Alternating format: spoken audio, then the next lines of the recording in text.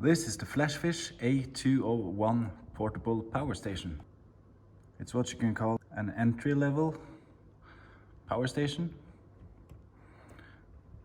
It has 2 USB ports and 1 USB-C and a 12-volt output. Also, there's a 200-watt pure sine wave inverter for your AC loads.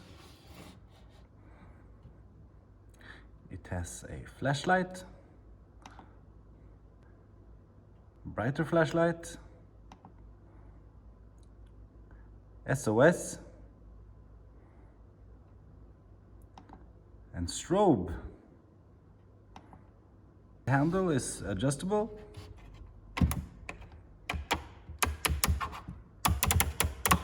And it comes with a owner's manual, 12-volt plug, 12-volt socket, and AC charger.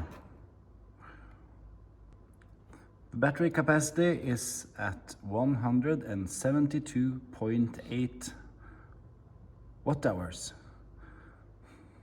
That's oddly specific, so let's do a test. Our plan is to do a test from the 12-volt output and into the tester. We could expect some losses between the connections from the battery and all the way to the tester, but I guess we'll find out.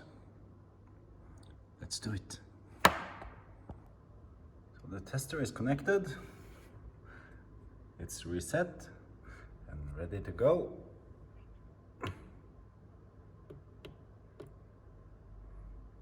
Press twice to get it started, and let's aim for 10 amps, which is the max output for this thing.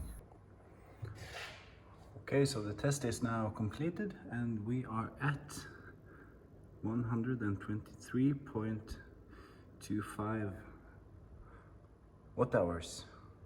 So I can imagine it had a hard time maintaining the voltage at 12.1, 0%, and the unit was getting pretty hot, but